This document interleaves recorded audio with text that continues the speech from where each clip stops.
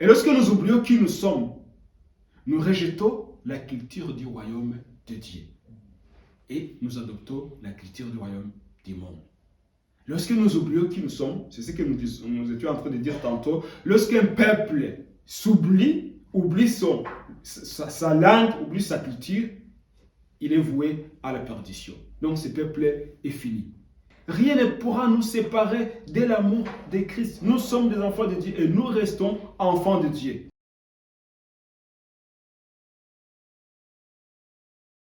Tu m'as ébloui par tes mélodies, tu m'entoures les chants d'amour, chants de délivrance devant mes ennemis.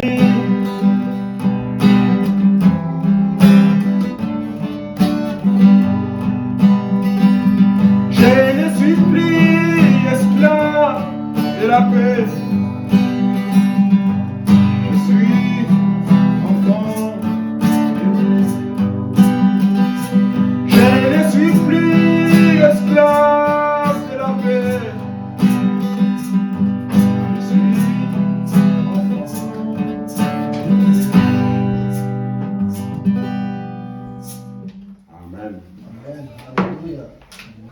Amen, gloire à Dieu, gloire à Dieu. Dieu est bon et il est bon en tout temps. Amen. Nous allons partager la parole de Dieu aujourd'hui. Et nous allons voir ce que dit Dieu de nous. Ou comment Dieu nous voit. L'image que Dieu nous donne et l'image que nous donnons. Nous allons commencer en lisant la parole de Dieu dans les livres de l'évangéliste Jean, chapitre 1er, du premier verset jusqu'au verset 3. C'est un passage que beaucoup déjà connaissent, même ont mémorisé ces passages. On va la lire. Il est écrit: au commencement était la parole, et la parole était avec Dieu, et la parole était Dieu. Il était au commencement avec Dieu. Toutes choses ont été faites par elle, et rien de ce qui a été fait n'a été fait sans elle. Amen. Amen. Nous allons lire aussi dans les livres du prophète Ésaïe, chapitre 9, verset 5. Car un enfant nous est né, un fils nous est donné, et la domination reposera sur son épaule. On l'appellera admirable, conseiller, Dieu puissant, Père éternel, Prince de la paix. Amen. Amen.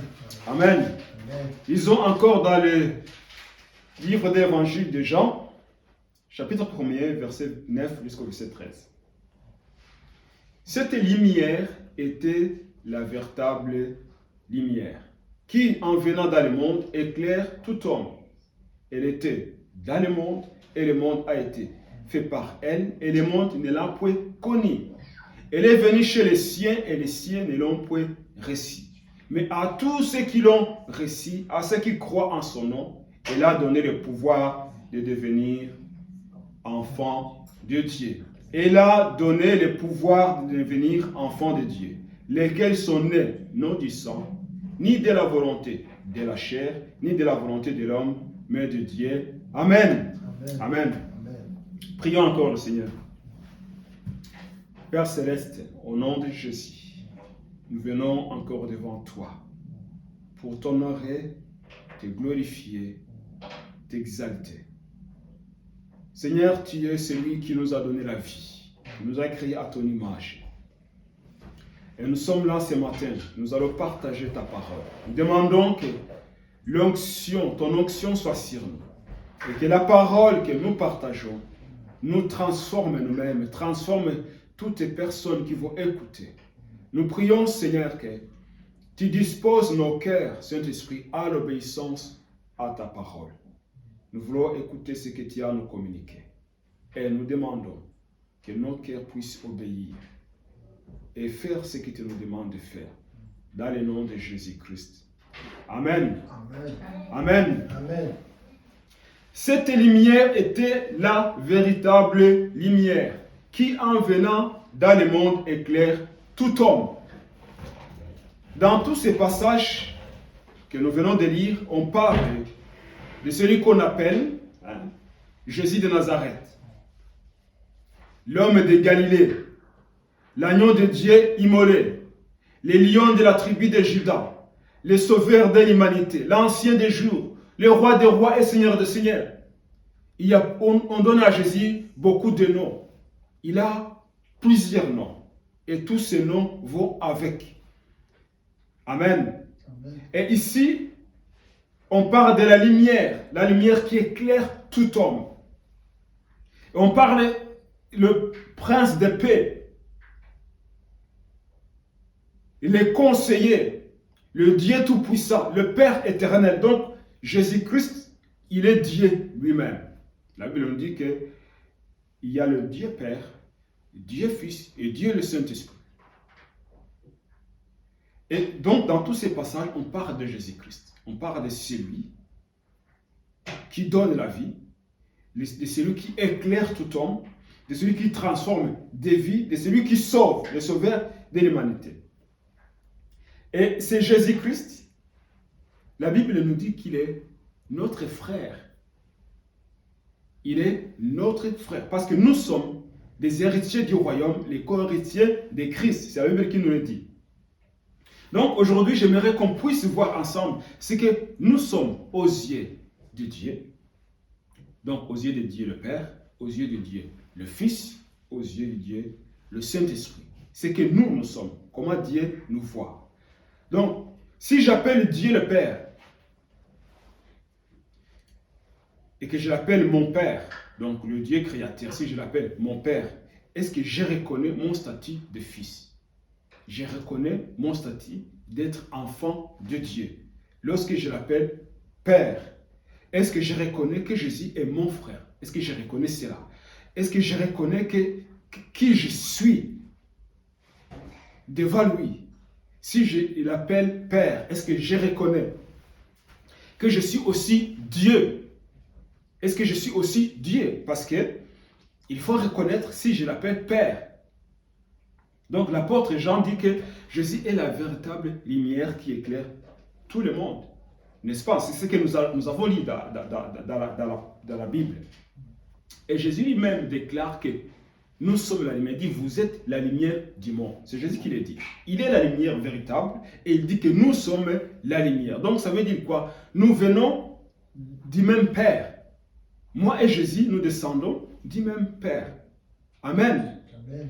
La Bible dit que nous sommes des esprits qui habitent dans un corps. Et Jésus est venu, étant esprit, il a habité dans un corps. Amen. Et nous sommes des frères de Jésus-Christ. Donc, vous êtes la lumière du monde. Nous sommes la lumière du monde. Nous avons, je peux dire que nous avons le même gène que Jésus-Christ. Donc, nous avons été créés pour être comme Jésus. Quand Dieu a créé l'homme, l'a dit, Dieu lui-même, il s'est parlé avec, voilà, Dieu lui-même, Dieu le Père, Dieu le Fils, Dieu le Saint-Esprit, créons un homme à notre image. Hein? À notre image. Donc, nous allons créer quelqu'un d'autre qui nous ressemble. Nous allons créer un autre homme qui est comme nous. Amen. Donc, nous ressemblons à Dieu, nous ressemblons à Jésus. Donc, Jésus a dit, celui qui m'a vu, il a vu le Père. Ce qui veut dire que Jésus et le Père, ils sont un. Donc, nous ressemblons à Jésus. Donc, je viens de faire une découverte étonnante qui va peut-être vous faire rire ou vous surprendre. C'est que je viens de découvrir que les vaches ne font pas de chèvres. Vous savez très bien ça. Est-ce que vous le savez? Les vaches ne font pas de chèvres. Les lions ne font pas des hyènes. Et les gorilles ne font pas des hommes. Donc, ce qui veut dire que Dieu, il a fait de Dieu aussi. Amen. Dieu, il a fait de Dieu. Puisque les vaches ne peuvent pas faire des chèvres, puisque les vaches ne peuvent pas faire des chèvres, voilà, c'est ce que Dieu a créé.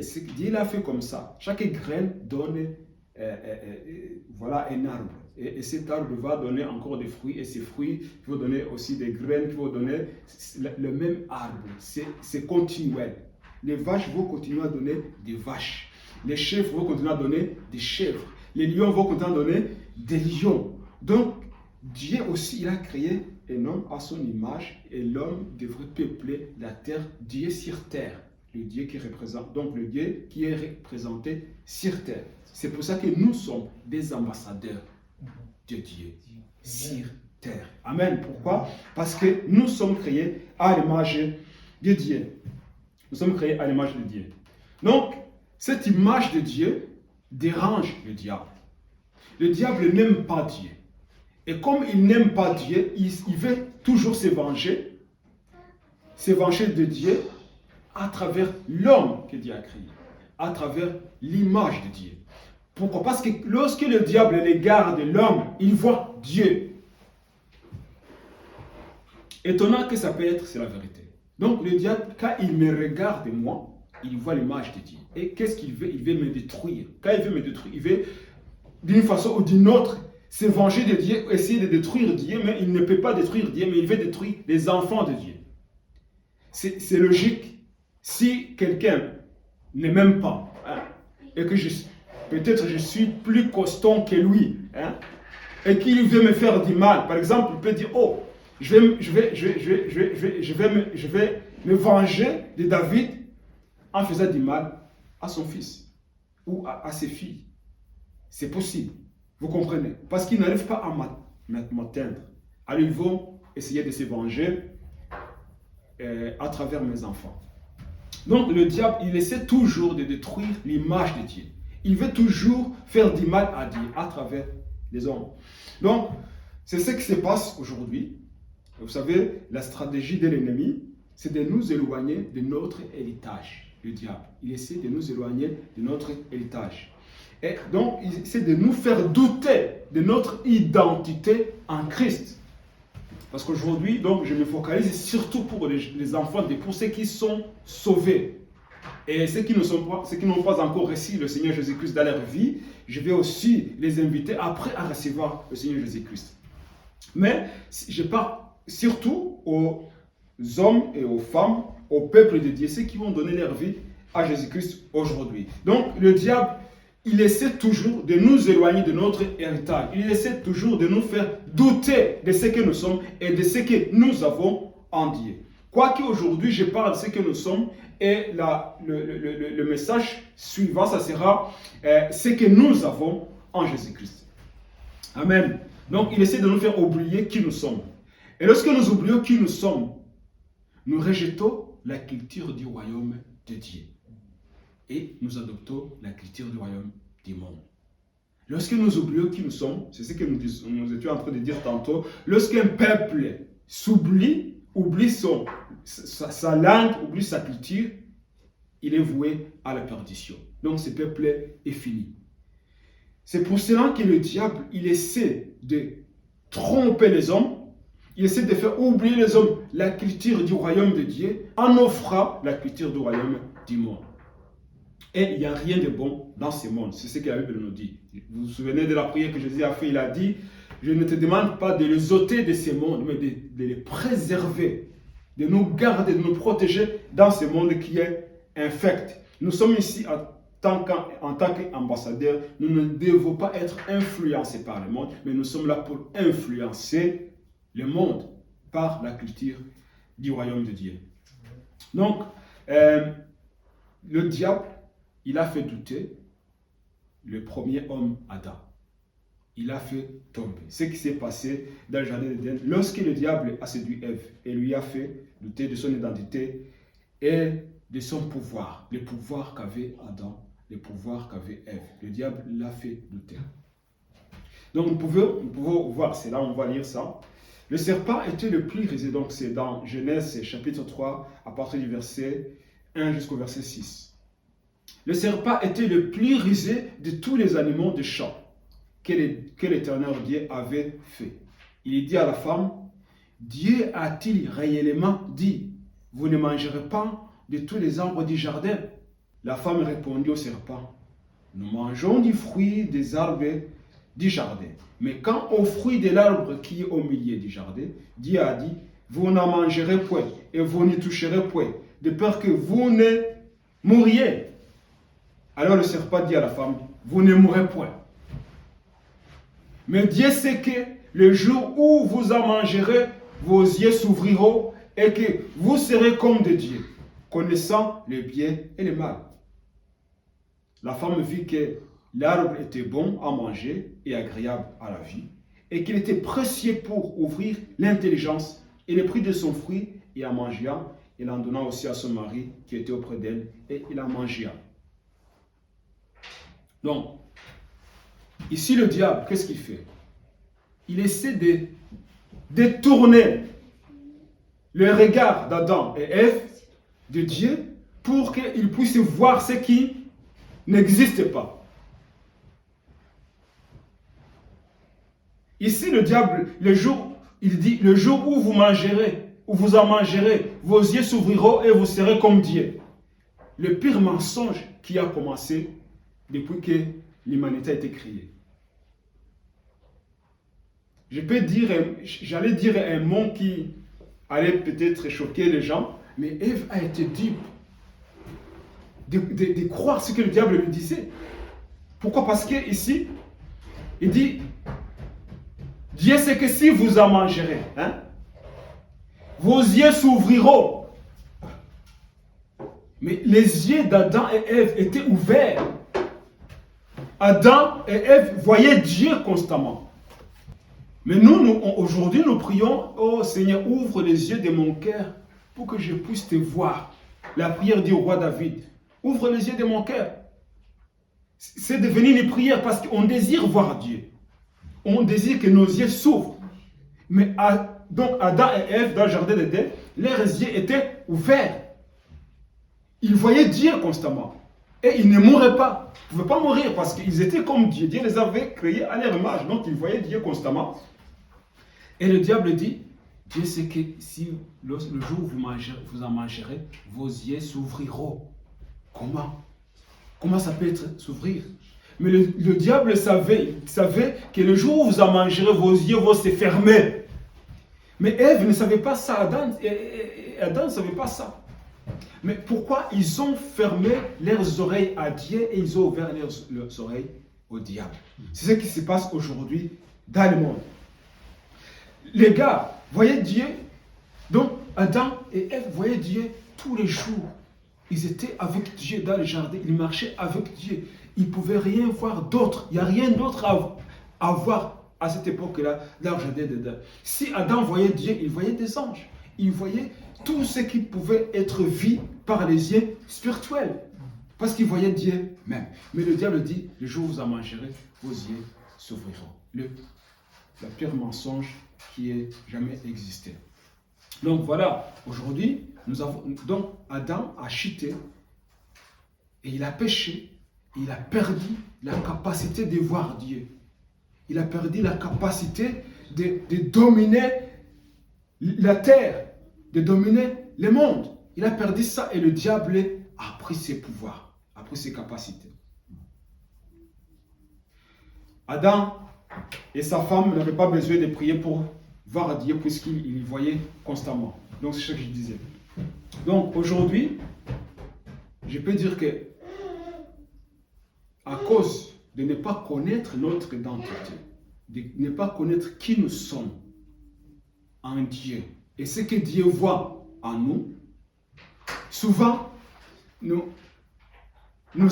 attribuons au monde les choses que Dieu nous a données. Nous les attribuons au monde et nous allons les chercher, nous allons essayer d'étudier, d'apprendre la sagesse, alors que la sagesse vient de Dieu. Nous cherchons à comprendre, nous cherchons à connaître les choses, alors que Dieu nous avait déjà donné ces choses. Pourquoi? Parce que nos yeux sont fermés et nous ne voyons pas ce que nous devrons voir. Je peux dire, par exemple, aujourd'hui, si vous posez une question à une assemblée, par exemple, de 1000 personnes, dans une salle, il y a 1000 personnes dans une salle. Vous posez la question, vous demandez combien de chrétiens se trouvent dans la salle. Voilà, c'est une assemblée de chrétiens, donc des gens qui connaissent Dieu. Vous posez combien de chrétiens sont dans la salle. Tout le monde va lever la main. N'est-ce pas? Mais si tu poses la question, combien de saints se trouvent dans cette salle? Je vous dis qu'un quart personne va lever la main. Et pourtant, ça aussi c'est le mensonge du diable. Le diable essaie de mentir aux gens.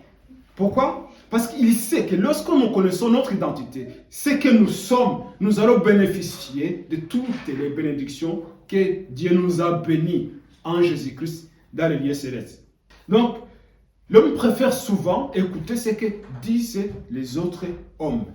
Il préfère écouter même les conseils qui viennent de l'ennemi, sans le savoir. Ce que le diable inspire et les hommes donnent des conseils qui viennent de l'ennemi et les gens les acceptent. Donc, les gens les acceptent. Donc, par exemple, si j'entre dans ces termes chrétiens que je vais les dire, le terme chrétien, c'est un nom qui veut dire, qui vient du grec, Christianos, et signifie petit Christ. Petit Christ. Et les gens d'Antioche, et quand ils voyaient les gens qui adhéraient à à cette époque ils appelaient la nouvelle religion, ceux qui adhéraient au christianisme, donc pour se moquer de toutes ces personnes qui croyaient en Jésus-Christ, voilà les petits Christ. Les petits Christ, c'était de la moquerie, ce n'était pas de l'encouragement, c'était de la moquerie. Et puis on a commencé à les appeler des chrétiens.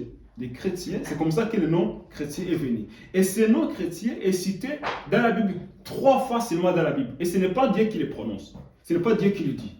Donc, il est cité 3 fois dans la Bible, dans le Nouveau Testament et dans toute la Bible, alors que le terme saint, donc en référence du peuple de Dieu, est cité 67 fois dans le Nouveau Testament. En référence aux enfants de Dieu, au peuple de Dieu. Donc Dieu nous appelle des saints, parce que nous sommes des enfants de Dieu. Dieu ne nous appelle pas, il ne nous appelle pas des chrétiens, parce que ce n'est pas le nom que Dieu nous a donné, il nous appelle des saints. Nous sommes des saints, les saints qui peuvent pécher, mais nous restons toujours des saints. C'est pour ça que la Bible dit que dans l'épître, premier épître de Jean, je ne me rappelle pas vraiment la référence, là où la Bible nous dit que si nous disons que nous n'avons pas de péché, nous nous séduisons nous-mêmes et nous traitons Dieu de menteur. Pourquoi? Parce que nous avons tous péché et privés de la gloire de Dieu. Mais si nous confessons nos péchés, il est fidèle pour nous les pardonner. Donc Dieu nous pardonne. Pourquoi? Parce que nous sommes ses enfants et nous sommes ses.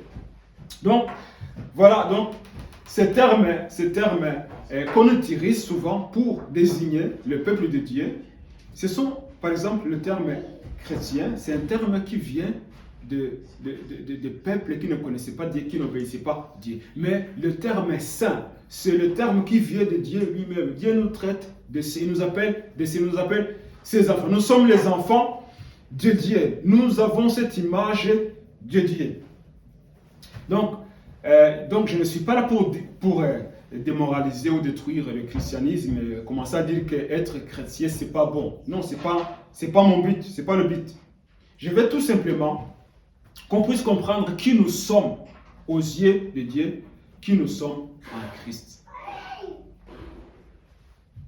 La Bible dit que le jour où on invoque le nom du Seigneur Jésus-Christ, c'est ce jour-là que nous sommes sauvés. Lorsque quelqu'un invoque le nom du Seigneur Jésus, il est sauvé. C'est la Bible qui nous le dit. Donc, c'est écrit dans les Actes des Apôtres, chapitre 2, verset 21. Il dit, « Quiconque invoquera le nom du Seigneur sera sauvé. » Donc, on est sauvé automatiquement lorsqu'on invoque le nom du Seigneur Jésus-Christ. Il n'y a pas d'autre chose à faire. Il n'y a rien à faire. Il faut tout simplement croire en Jésus-Christ, invoquer son nom, inviter le Seigneur Jésus-Christ dans notre vie. Et à ce moment-là, on devient automatiquement enfant de Dieu. Pourquoi? Parce que la Bible dit que à tous ceux qui l'ont reçu, tous ceux qui ont reçu Jésus-Christ, ils ont reçu le pouvoir. Donc Dieu les a donné le pouvoir de devenir les enfants de Dieu. Donc quiconque invoquera le nom du Seigneur Jésus-Christ sera sauvé. Lorsqu'on invoque le nom de Jésus, on est sauvé. On entre automatiquement dans la famille de Dieu. À ce moment-là, nous portons le nom d'enfant de Dieu. Pourquoi? Parce que nous avons perdu ce titre lorsque Adam a péché, donc ce que j'ai parlé aussi, donc quand Adam a péché, il a perdu la domination, il a perdu la relation qu'il avait avec Dieu. Et quand Jésus est venu, le second Adam, pour restaurer ce que nous avons perdu, pour nous redonner ce que nous avons perdu, à ce moment-là, lorsqu'on croit en Jésus-Christ, on devient automatiquement enfant de Dieu. On reprend encore notre place dans la famille de Dieu. Amen. Donc, quiconque invoquera le nom du Seigneur Jésus sera sauvé. Et l'apôtre Paul, il va dire qu'il n'y a plus de condamnation. Il n'y a plus de condamnation à ceux qui sont en Jésus-Christ. Romains 8, chapitre 8, verset 1er. Il n'y a plus de condamnation. Donc, si nous sommes en Jésus-Christ, il n'y a plus de condamnation. Le diable essaie de s'aimer dans nos têtes des pensées, de condamnation. Oh, tu es tombé. Oh, tu as fait ça. Oh, tu as dit ça. Oh, tu t'es mis en colère. Donc, c'est fini pour toi. Tu n'es plus dans le livre de vie. Tu as été effacé dans le livre de la vie. Tu vas... Voilà. Donc, le diable, c'est ça ce que le diable fait. Mais la Bible nous dit qu'il n'y a plus de condamnation pour ceux qui sont en Jésus-Christ. Amen. Donc, j'encourage pas les gens à pécher parce qu'ils ont reçu Jésus-Christ comme leur sauveur. Mais donc, je dis ce que dit la Bible. La Bible dit que si nous confessons nos péchés, il est fidèle pour nous les pardonner. Donc, nous sommes des enfants de Dieu et nous restons enfants de Dieu. Il n'y a rien qui peut nous séparer de l'amour de Christ. C'est ce que l'apôtre Paul a dit. Rien ne pourra nous séparer de l'amour de Christ. Nous sommes des enfants de Dieu et nous restons enfants de Dieu. Amen. Lorsque nous recevons Jésus-Christ dans notre vie, nous sommes les enfants de Dieu et nous restons les enfants de Dieu. Il n'y a donc aucune condamnation à ceux qui sont en Jésus-Christ. Le 1er janvier 1963, le président Lincoln des États-Unis déclare officiellement l'abolition de l'esclavage aux États-Unis. Donc, comme la plus grande majorité d'esclaves n'avaient pas accès à l'information, donc les esclaves normalement, donc ils n'avaient pas accès à l'information, hein, et aussi ils n'avaient pas appris à lire et à écrire, hein. Donc plusieurs maîtres ont décidé de ne pas suivre ces décrets. Ils ont décidé de ne pas communiquer ce que voilà, que l'esclavagisme a été aboli.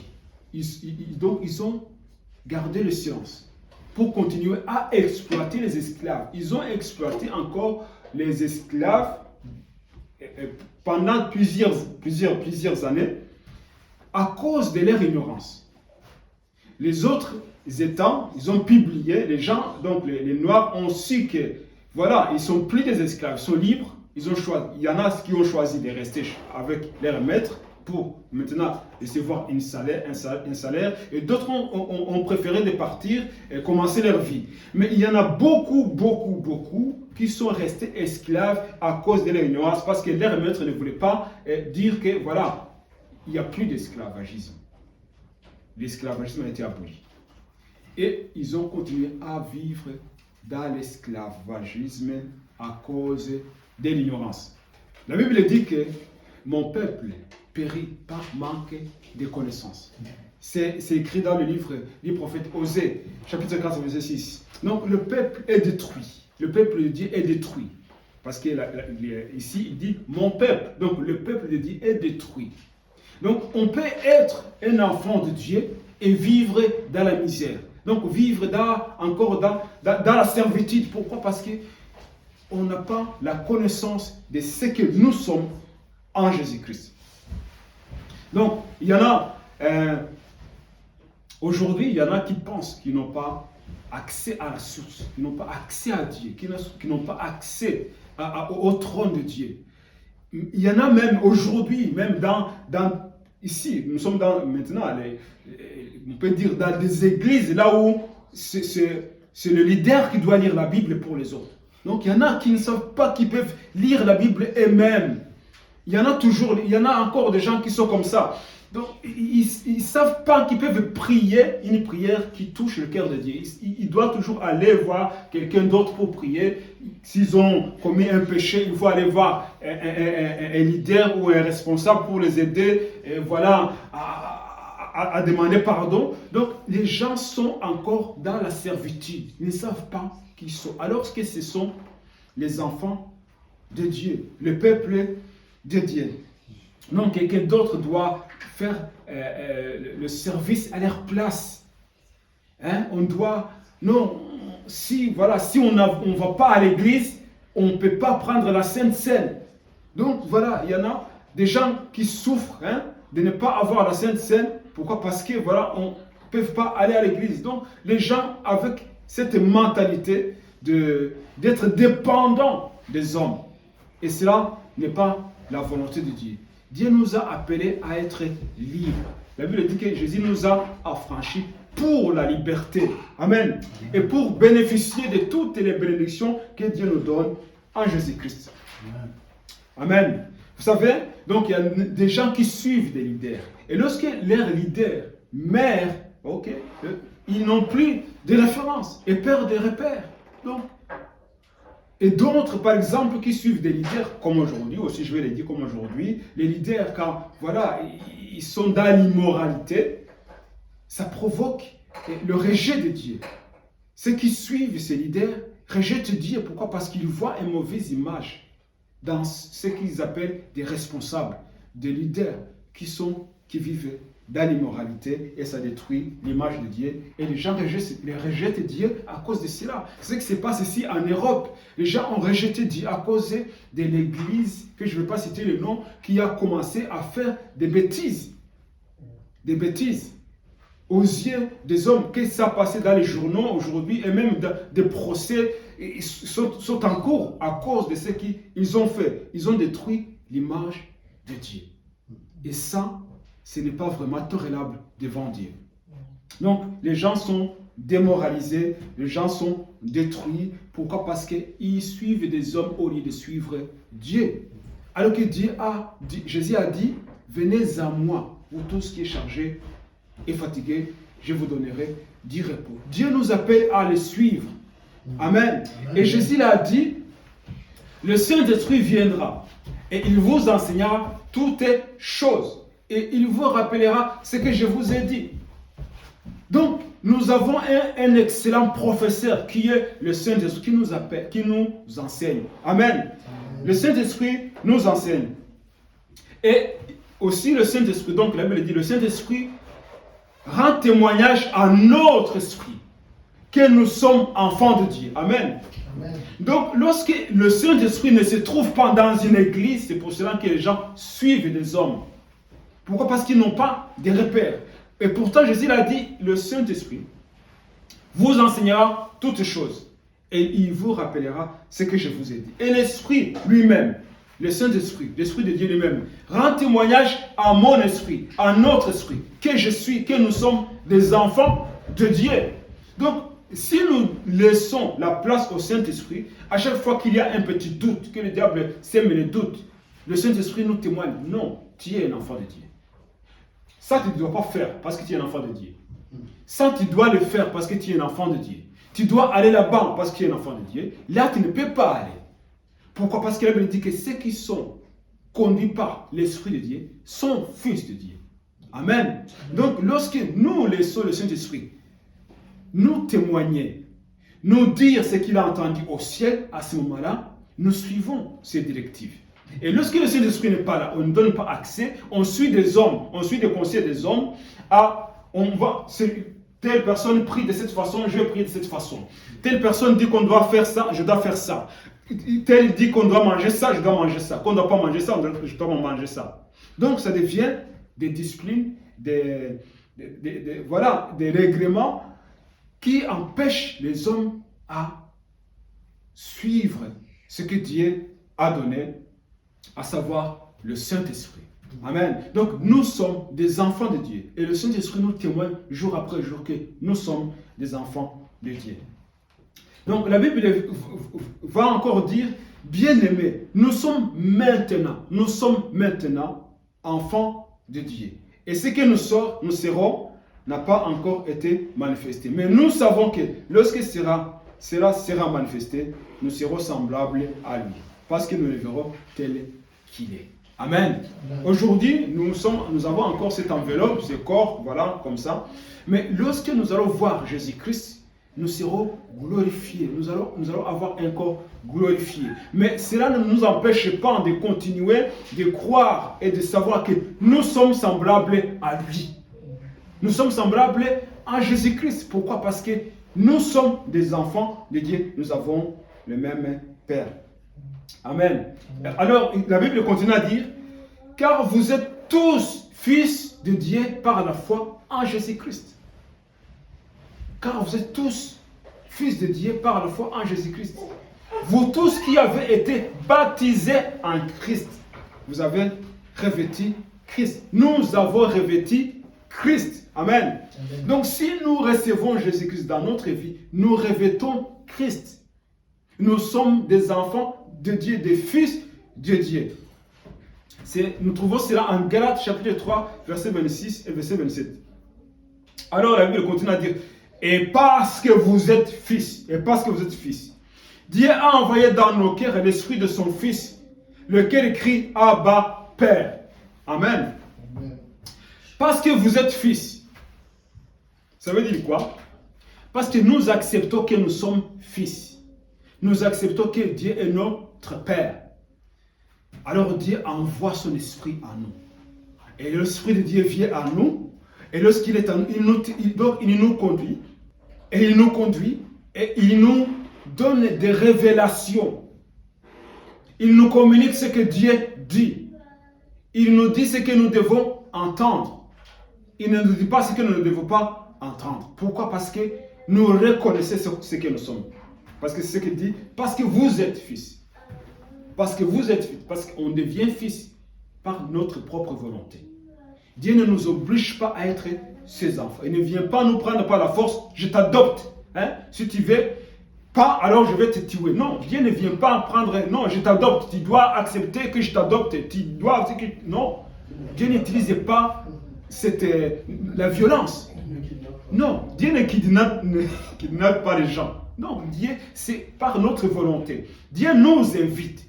Il lance une invitation. Et lorsque nous acceptons cette invitation, nous devenons les enfants de Dieu. Alors il dit, parce que vous êtes fils, par notre propre volonté, j'ai accepté de devenir fils.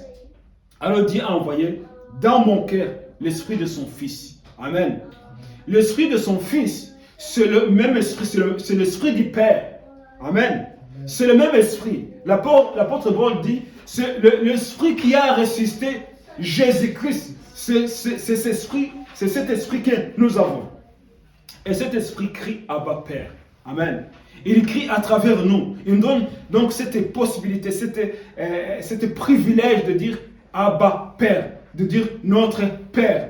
Donc sans ambiguïté, sans peur, sans doute, avec assurance de dire mon Père. C'est lui qui a créé tout l'univers. Donc lorsque j'arrive à ce niveau de dire c'est lui qui a créé tout l'univers, il est aussi mon Père. Donc je ressemble à lui. Ce n'est pas pour me glorifier, c'est pour glorifier mon Père. Donc à ce moment-là, je dois marcher dans les œuvres qu'il a créées en avance pour que je les pratique. À ce moment-là, je glorifie mon Père. Donc je peux dire il est mon Père parce que je le glorifie. Et je dois m'éloigner de tout ce qui peut entacher mon image, tout ce qui peut détruire l'image de Dieu que je porte. Je dois m'éloigner de toutes ces choses. Je dois marcher selon la volonté de Dieu, écouter le Saint-Esprit, laisser le Saint-Esprit me guider. Amen. Alors il dit, ainsi, tu n'es plus esclave. Donc, je ne suis plus esclave. Pourquoi? Parce que j'ai quitté le monde de l'esclavagisme, le monde des ténèbres. J'ai quitté le royaume des ténèbres pour entrer dans le royaume de Dieu. Je ne suis plus esclave. Parce que dans le royaume de Dieu, c'est la liberté. C'est la vie. Amen. C'est la paix, c'est la joie dans le Saint-Esprit. Et dans le royaume des ténèbres, c'est le stress, c'est l'angoisse, c'est la pauvreté, c'est la misère, c'est la malédiction. Donc dans le royaume de ce monde, il n'y a que les mauvaises choses. Mais dans le royaume de Dieu, il n'y a que les bonnes choses. La justice, la paix, la joie dans le Saint-Esprit. Amen. Donc, on n'est plus esclave.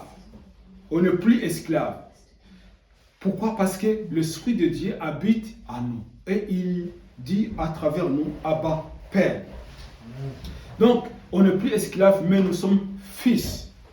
Et si nous sommes fils, nous sommes aussi héritiers par la grâce de Dieu. Donc nous sommes aussi héritiers du royaume de Dieu, héritiers avec Jésus-Christ. Par la grâce, nous sommes aussi héritiers. Pourquoi? Parce que nous sommes fils. Et nous, en disant fils, il faut aussi comprendre aussi fille. Ok? Vous n'êtes pas exclus. Donc nous sommes fils donc, et filles de Dieu. Et nous appelons Dieu notre Père. C'est important de comprendre cela. C'est pour ça que lorsque les disciples ils ont demandé à Jésus, enseigne-nous à prier. Jésus a commencé, quand vous priez, dites notre Père. Amen. Notre Père qui est aux cieux. Donc nous devons considérer Dieu comme notre Père. Un enfant ne peut pas aller vers son Père, lui demander du pain en tremblant. C'est pas possible. Sauf si le Père est un monstre. Mais même le Père, donc, peu importe, le Père a la responsabilité de pouvoir aux besoins de sa famille. Donc, lorsque Jésus dit, quand vous priez, dites notre Père, il veut que nous puissions savoir que nous avons le même Père avec Jésus-Christ. Quand Jésus dit notre Père, il n'a pas dit quand vous priez, dites votre Père. Non. Jésus s'incline dans la prière. Notre Père. Nous avons le même Père. Ça veut dire quoi? Pierre, celui qui est mon Père, il est aussi ton Père. Ok? C'est à quoi j'ai accès. Tu as aussi accès à ces choses. Jean, celui que j'appelle mon Père, c'est aussi ton Père. C'est à quoi j'ai accès, tu as aussi accès à ces choses. Donc, considère-toi comme tel. Tu es fils, je suis fils, tu es fils. Donc, c'est ça, ce que ça veut dire. Notre Père qui est aux cieux. Amen. Donc, alors, la Bible continue, donc dit, vous au contraire, vous êtes une race élue. Ça, c'est l'apôtre Pierre qui l'a dit. Vous au contraire, vous êtes une race élue. Donc, c'est ce que, quand Dieu nous regarde, il voit une race élue. Ce sont des hommes et des femmes que je me suis choisis. Ils sont une race élue. Ils ont accepté mon appel. Quand je les ai appelés, ils ont répondu oui. Alors, ils sont devenus une race élue. Souvenez-vous, quand Dieu a appelé Abraham, il n'a pas forcé Abraham. Il a appelé Abraham de quitter son pays, de quitter son peuple, sa nation, ses dieux. Donc, et Abraham a répondu. Et quand Abraham a répondu, il est devenu l'élu de Dieu. Dieu n'a pas forcé Abraham. Abraham a accepté l'invitation de quitter sa patrie et de suivre Dieu sans savoir où il allait. Alors, il est devenu l'ami de Dieu. Donc, nous sommes une race élue.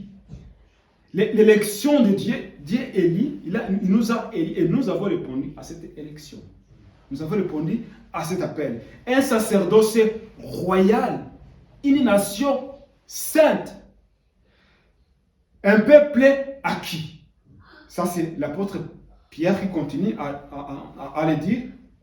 Afin que nous annoncions les vertus de celui qui nous a appelés de ténèbres à son admirable lumière.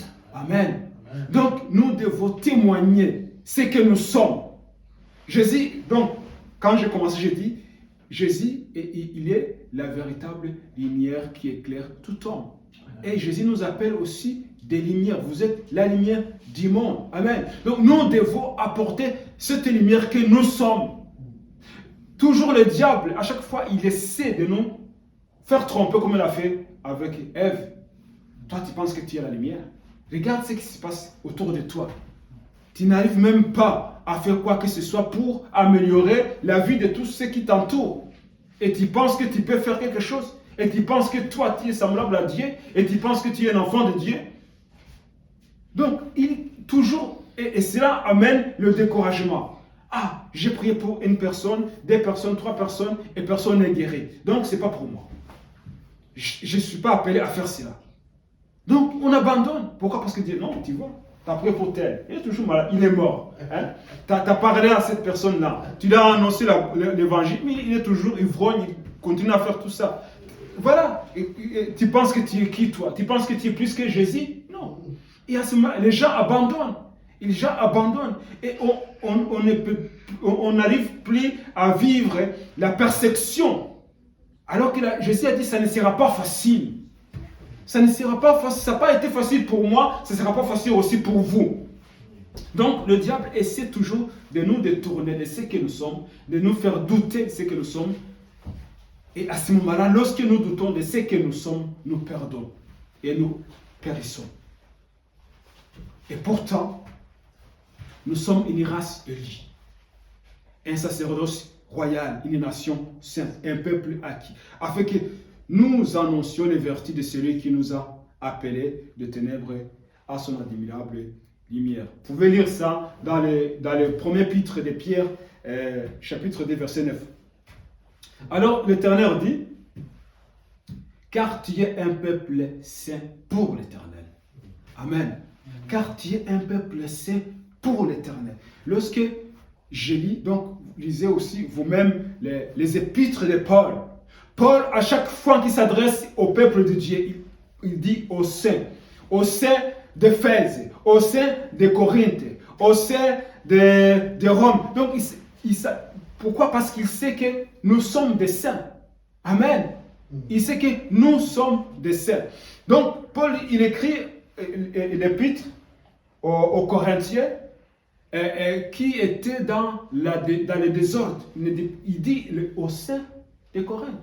Ils étaient dans le désordre, mais il continue à les appeler des saints. Parce que ce sont des gens qui ont accepté de recevoir le Seigneur Jésus-Christ dans leur vie. Ils ont cette identité d'être des enfants de Dieu, de devenir des saints. Donc, tu es un peuple saint. C'est-à-dire, car tu es un peuple saint pour l'Éternel, ton Dieu. L'Éternel, ton Dieu, t'a choisi pour que tu fusses un peuple qui lui appartient entre tous les peuples qui sont sur la face de la terre. Amen. Donc, ça c'est dans Deutéronome chapitre 7, verset 6. Lorsque Dieu choisit Israël, il dit, tu es un peuple saint. Et donc quand Moïse écrit Deutéronome, pendant le Deutéronome, ils étaient toujours dans le désert. Ils n'étaient pas encore sortis dans le désert. Et dans le désert, ils étaient toujours rebelles à Dieu. Ils étaient toujours rebelles à Dieu parce qu'ils n'écoutaient pas, ils étaient toujours en train de se remonter contre Dieu et jusqu'à ce que Dieu a donc exterminé tous les hommes adultes qui ont quitté l'Égypte, n'ont pas entré au pays promis. Pourquoi? Parce qu'ils étaient toujours rebelles à Dieu. Mais Dieu continue de dire, tu es un peuple saint. Tu es un peuple saint. Ils étaient toujours rebelles, mais avec la Bible dit qu'ils étaient un peuple au cou raide. Hein? Mais Dieu continue à les appeler un peuple saint. Tu es un peuple saint pour l'Éternel, ton Dieu. L'Éternel, ton Dieu, t'a choisi pour que tu fusses un peuple qui lui appartient entre tous les peuples qui sont sur la face de la terre. Amen.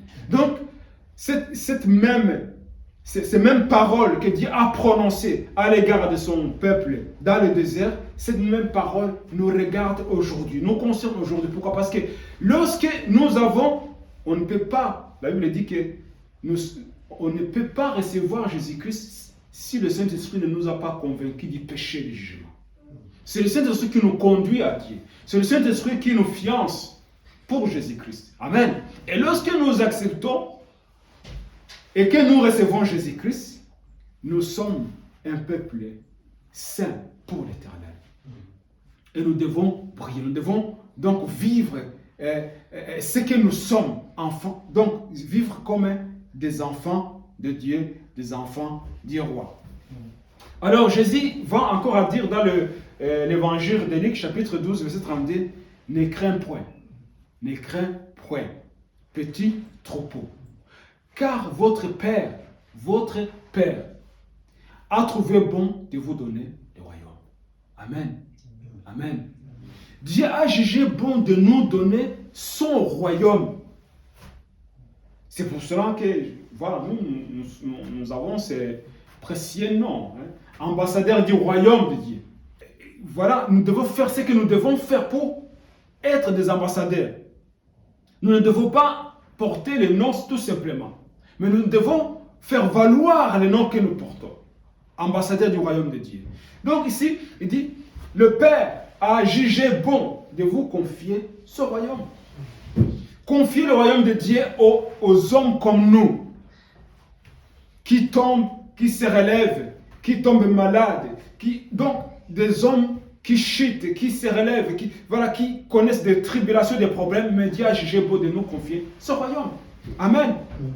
Nous avons un exemple concret. Jésus, quand il a choisi les apôtres, les 12 disciples, quand il les a choisis, on regarde, c'était des pécheurs, des hommes sans instruction. C'est ce que la Bible nous dit. Parce que même quand ils étaient devant le Saint-André, les gens disaient, mais ces gens-là, nous les connaissons.